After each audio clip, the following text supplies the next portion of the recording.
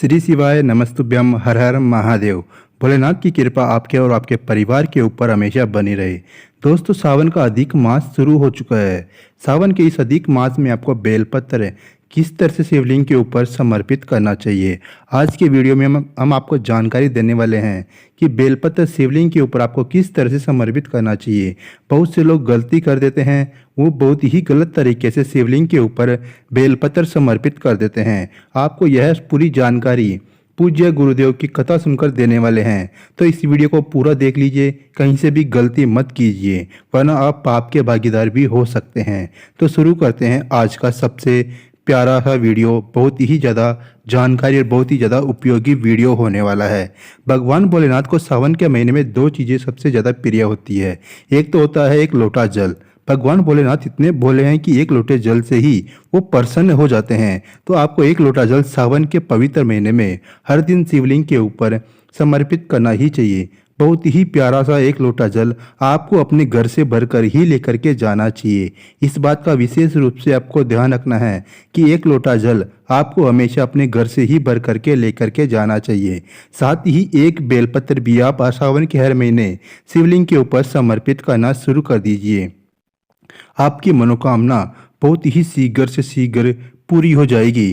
बहुत ही ज़्यादा महत्वपूर्ण है एक लोटा जल और एक बेलपत्र आपको सावन के पवित्र महीने में शिवलिंग के ऊपर समर्पित कर देना चाहिए। भगवान भोलेनाथ को एक लोटा जल और एक बेलपत्र सबसे ज़्यादा प्रिय वस्तु है। इन दोनों चीज़ों से ही भगवान भोलेनाथ आपसे प्रसन्न हो जाएंगे और आपकी मनोकामना शीघ्र से शीघ्र पूरी कर देंगे। लेकिन दोस्तों, शिवलिंग पर बेलपत्र चढ़ाने के भी कई सारे नियम होते हैं। उन सभी नियमों के आपको जानना बहुत ही ज़्यादा ज़रूरी हो जाता है। तो इस वीडियो में हम आपको नियमों के बारे में बताने वाले हैं कि बेलपत्र तोड़ते समय किस बात का आपको विशेष रूप से ध्यान रखना चाहिए, बेलपत्र आपको कब तोड़ना चाहिए, बेलपत्र किस तरह से शिवलिंग के ऊपर समर्पित करना चाहिए। इन सभी जानकारियों के बारे में आपको बताने वाले हैं। एक बात का विशेष रूप से आपको ध्यान रखना है, जब भी आप शिवलिंग के ऊपर बेलपत्र समर्पित करने जाओ तो एक बात का सबसे पहले विशेष रूप से आपको ध्यान रखना है कि बेलपत्र कहीं से भी कटा फिटा नहीं होना चाहिए, यानी कटा हुआ टूटा हुआ नहीं होना चाहिए। बेलपत्र साफ एवं स्वच्छ होना चाहिए। इस तरह का बेलपत्र होना चाहिए, कहीं से भी कटा हुआ नहीं होना चाहिए। साथ ही पिछवा डंडी भी होनी चाहिए बेलपत्र के, तभी बेलपत्र पूर्ण माना जाता है।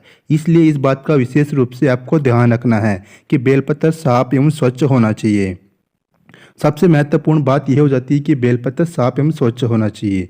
जब भी आप शिवलिंग के ऊपर बेलपत्र समर्पित करने के लिए जाओगे तो आपको एक बात का विशेष रूप से और ध्यान रखना है कि बेलपत्र इतनी मात्रा में लेकर के जाना है कि बेलपत्र कम ना पड़े। अगर आपके पास बेलपत्र कम पड़ जाते हैं तो आपको करना क्या है, शिवलिंग के ऊपर चढ़े हुए बेलपत्र को ही वापिस वहां से प्राप्त कर लेना है और वहां उसको बेलपत्र को साफ एवं स्वच्छ पानी से धोकर के शिवलिंग के ऊपर वापिस से आपको समर्पित कर सकते हो। भगवान भोलेनाथ के ऊपर समर्पित होने वाला बेलपत्र कभी भी अछूता नहीं होता है। आप उसको कभी भी कहीं से भी उठा करके समर्पित कर सकते हो। समर्पित करने से पहले आपको उसको साफ पानी से धो लेना है। इस बात का विशेष रूप से आपको ध्यान रखना है। सबसे ज़्यादा महत्वपूर्ण बात यह हो जाती है कि जब भी भगवान भोलेनाथ के ऊपर आप शिवलिंग के ऊपर बेलपत्र समर्पित करते हो तो बेलपत्र होने चाहिए या तो 11 बेलपत्र होने चाहिए, 21 बेलपत्र होने चाहिए, 51 बेलपत्र होने चाहिए, 108 बेलपत्र होने चाहिए। इस सभी मात्रा में आप शिवलिंग के ऊपर बेलपत्र समर्पित कर सकते हो। आप एक बेलपत्र भी समर्पित कर सकते हो। भगवान भोलेनाथ बहुत ही ज़्यादा भोले होते हैं। आपकी मनोकामना सिर्फ एक लोटा जल और एक बेलपत्र से ही वो पूरी कर देते हैं। जब भी आप शिवलिंग के ऊपर जल समर्पित कर रहे हो, बेलपत्र समर्पित कर रहे हो, पूरे मन से सच्चे मन से आपको सच्चे मन से ही आपको बेलपत्र समर्पित करना चाहिए। साथ ही अपने मन में कभी भी बुरे भाव नहीं रखना चाहिए। भगवान भोलेनाथ बुरे भाव रखने वालों की मनोकामना कभी भी पूरी नहीं करते हैं, उनसे रुष्ट हो जाते हैं। इसलिए इस बात का विशेष रूप से ध्यान रखना है।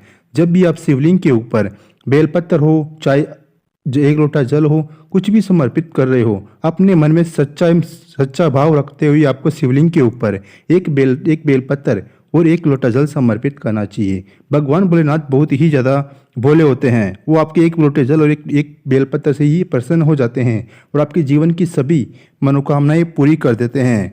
जब भी आप बेलपत्र समर्पित करने जाओ शिवलिंग के ऊपर, एक बात का और विशेष रूप से आपको ध्यान रखना है, जो बेलपत्र की चिकनी साइड होती है वही शिवलिंग के ऊपर समर्पित करनी चाहिए। यानी कि जो चिकनी सतह होती है बेलपत्र की, उसी को ही शिवलिंग को स्पर्श करवाना होता है। इस बात का विशेष रूप से आपको ध्यान रखना है। जब भी आप शिवलिंग के ऊपर बेलपत्र समर्पित कर रहे हो, जो चिकनी वाली सतह होती है वही उसी को ही शिवलिंग पे समर्पित यानी कि टच यानी कि स्पर्श करवाना होता है। इस बात का विशेष रूप से ध्यान रखना है। बहुत से लोग करते क्या है, गलती में जल्दीबाजी में करते क्या है, बेलपत्र को ऐसे ही समर्पित कर देते हैं और चिकनी वाली सतह होती है वो ऊपर की साइड हो जाती है। इसलिए ऐसी गलती नहीं करनी चाहिए। जब भी आप शिवलिंग के ऊपर बेलपत्र समर्पित करने जा रहे हो, हमेशा इस बात का विशेष रूप से ध्यान रखना है, जो चिकनी वाली सतह होती है उसी को ही शिवलिंग के स्पर्श करवाना होता है। इसी तरह से आपको बेलपत्र समर्पित करना चाहिए। अब आपको बेलपत्र किस तरह से, किस उंगली से कैसे पकड़ के समर्पित करना चाहिए, इसको भी आपको ध्यान से समझ लेना है। सबसे पहले करना क्या है, एक बेलपत्र लेना है। बेलपत्र कैसे पकड़ना है ध्यान से आपको समझ लेना है। जब भी आप बेलपत्र शिवलिंग के ऊपर समर्पित करने जाओ, इस अंगूठे और दोनों उंगलियों का स्पर्श करवाकर ही शिवलिंग के ऊपर बेलपत्र समर्पित करना चाहिए। जो बीच वाली पत्ती होती है इसी को ही इस तीनों उंगलियों से अनामिका उंगली, मध्यमा उंगली और साथ ही अंगूठे, इन तीनों उंगलियों की मदद से आपको शिवलिंग के ऊपर बेलपत्र समर्पित करना चाहिए। किस तरह समर्पित करना चाहिए, तीनों उंगलियों से आपको बीच वाली पत्ती को पकड़ना है और अपनी हथेली के अंदर इस वाले भाग को रख लेना है। इस तरह से आपको शिवलिंग के ऊपर एक एक करके बेलपत्र समर्पित करना चाहिए। अगर आपके पास बेलपत्र ज़्यादा मात्रा में नहीं है तो आपको शिवलिंग के ऊपर से वापस से बेलपत्र वहां से प्राप्त करके साफ पानी से धोकर के शिवलिंग के ऊपर वापस से आप समर्पित कर सकते हो। एक बात का और विशेष रूप से ध्यान रखना है, जब भी भगवान भोलेनाथ के शिवलिंग के ऊपर बेलपत्र समर्पित करने जाते हो तो आपको कुछ तिथियों का विशेष रूप से ध्यान रखना होता है। उन तिथियों को आपको भूलकर भी बेलपत्र नहीं तोड़ना चाहिए। बहुत ही ज़्यादा महत्वपूर्ण बात हो जाती है कि बेलपत्र कब कब तोड़ना चाहिए और कब नहीं तोड़ना चाहिए। सबसे पहले जो तिथि आती है वो होती है चतुर्थी तिथि।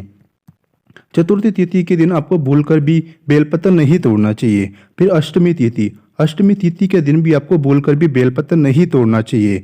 नवमी तिथि के दिन भी आपको भूलकर भी बेलपत्र नहीं तोड़ना चाहिए। चतुर्दशी तिथि के दिन भी आपको बेलपत्र नहीं तोड़ना चाहिए। इसी के साथ ही किसी भी अमावस्या के दिन, किसी भी सोमवार के दिन भी आपको बेलपत्र नहीं तोड़ना चाहिए। अगर आप सोमवार के दिन बेलपत्र समर्पित करने जाओ तो आपको एक दिन पहले ही शिवलिंग के ऊपर यानी कि बेलपत्र के पेड़ से बेलपत्र को तोड़कर रख लेना है। बेलपत्र कभी भी अछूता नहीं होता है। बेलपत्र को आपको कभी भी समर्पित कर सकते हो।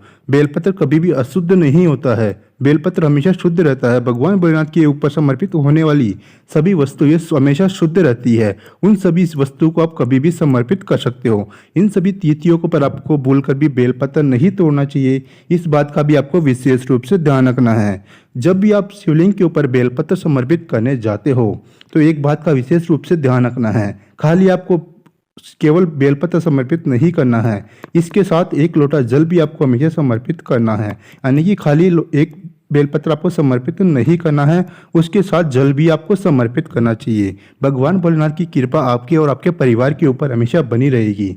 इन बातों का विशेष रूप से ध्यान रखिए। चतुर्थी तिथि के दिन, अष्टमी के दिन, किसी भी नवमी के दिन, चतुर्दशी के दिन, अमावस्या के दिन या फिर सोमवार के दिन आपको बेलपत्र नहीं तोड़ना है। बेलपत्र तोड़ना वर्जित होता है। इस समय बहुत ही ज़्यादा महत्वपूर्ण बात है, आपको इस बात का विशेष रूप से ध्यान रखना है। जब भी आप किसी भी बेलपत्र के पेड़ से बेलपत्र तोड़ने के लिए जाओ तो इस बात का विशेष रूप से आपको ध्यान रखना है कि बेलपत्र कभी भी टूटा हुआ कटा-फीटा नहीं होना चाहिए। साफ एवं स्वच्छ बेलपत्र ही आपको बेलपत्र के पेड़ से तोड़ना है। बेलपत्र के पेड़ से बेलपत्र तोड़ करके नीचे नहीं गिराना है, उसको अपने हाथ में ही रखना है। टूटा हुआ कटा-फीटा बेलपत्र आपको तोड़ना ही नहीं है, उसको वैसे ही पेड़ में लगे रहने देना है। इन सभी बातों का विशेष रूप से ध्यान रखना है। जब भी आप शिवलिंग के ऊपर एक बेलपत्र समर्पित करने जाओ तो बेलपत्र केवल खाली बेलपत्र समर्पित नहीं करना चाहिए, उसके साथ ही एक लोटा जल भी आपको समर्पित करना चाहिए। साथ ही एक बात का विशेष रूप से आपको ध्यान रखना है, जब भी आप शिवलिंग के ऊपर एक लोटा जल समर्पित करने जाओ तो एक लोटा जल इतने ऊपर से समर्पित नहीं करना चाहिए कि उसके छींटे, उसके शिवलिंग के ऊपर जब जल गिरता है उसके छींटे आपको लगने लग जाए। इस बात का विशेष रूप से ध्यान रखते हुए शिवलिंग के ऊपर आपको एक लोटा जल और बेलपत्र समर्पित करना है।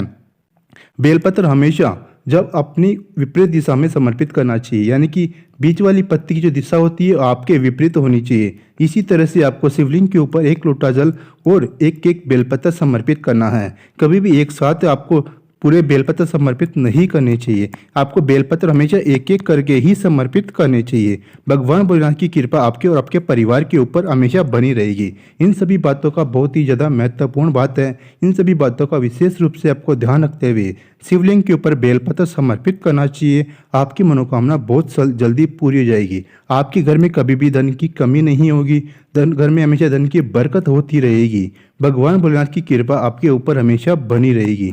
दोस्तों, वीडियो अच्छा लगा, जानकारी अच्छी लगी तो वीडियो को लाइक कर दीजिए, चैनल को लीजिए सब्सक्राइब, कमेंट में लिख दीजिए श्री शिवाय नमस्तुभ्यम, हर हर महादेव, ओम नमः शिवाय।